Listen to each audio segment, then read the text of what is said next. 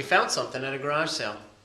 Actually, these are from a family member. See, we switched over from non-stick pans because we don't like all that plastic in our food and stuff like that. So we completely switched over to cast iron. The problem with cast iron is that it's very expensive, and we have enough pans to kind of get the job done, but we'd like to expand our collection. So we found these two pans. This is a number 3 and a number 5. The problem is these pans, it's been a very long time since they've been upkept. And boy, if we could get these back to normal, we could get a lifetime of use out of these pans. So what I'm going to show you today is how to take these old pans and refurbish them into brand new pans that will serve your family forever if you take care of them. My name is Joby Rattrap, and at Rattrap Productions, we show you how to do stuff. Today, we're showing you how to refurbish some cast iron pans. These are some pans from the Griswold Cast Iron Company. Griswold is from Erie, Pennsylvania. It started in the 20s. You can see that this is a number 5. It's got a little etching right there that says number 5. You can tell it's a Griswold because it's got the double circle with the little cross. It says Griswold right there. It says the number, the size of the pan. It's a number 5, and it says where it was made, Erie, Pennsylvania. And then it's got another etching on here, serial number etching on here, number 724. These pans are actually worth quite a bit of money, or they can be, from the Griswold company, depending on the era that you get them. When you do buy used cast iron, I highly suggest that you try to buy cast iron that's a little bit older, and also buy it from America. You don't want to buy Chinese cast iron because sometimes that can have imperfections in them. It's not as pure a product, and it's not quite, doesn't quite stand up to the test of time. Now you can see that this pan has a lot of icky on it. So what we're going to do is we're actually going to physically chisel this off, and then I'm going to show you how to chemically treat it so that we can strip all of this off, and then I will show you how to properly season the pan, and we'll be rocking with the number 5 and a little cute number 3.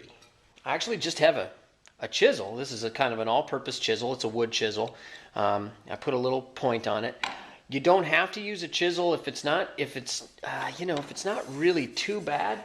You could use scrubby steel wool. You could actually use a bench grinder or with a brush on it, and that's what I actually tried to do with this. And you can see like right here, I actually I got it pretty good, but after about a half an hour of grinding, this is as much as I was able to cover, and I wasn't able to completely remove it. So what I'm going to do is I'm actually going to get a little more aggressive with it. Starting right here, I'm just going to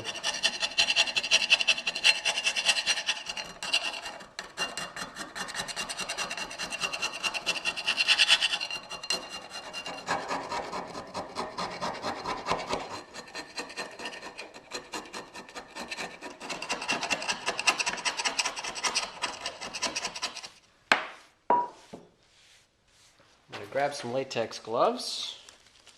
I use these for doing mechanical work, but I also can use them for these. I fit them inside this bag just to make sure they fit inside here. Easy off cleaner. I'm going to spray it on there. I'm going to be very liberal with it.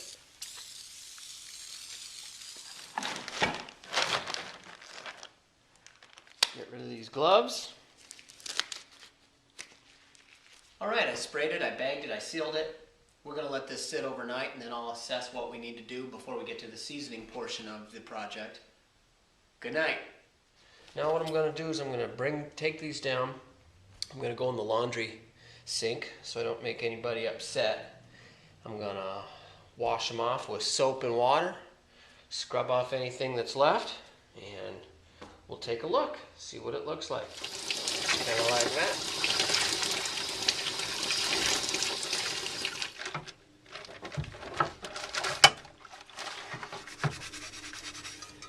So what we're doing is we're taking some shortening. Alright, this is name brand shortening. I'm not telling you which though. Alright, so on low heat, got our little friends. You can see how nice they are. Look at this beautiful cast iron pan. That's what we're going to turn these into.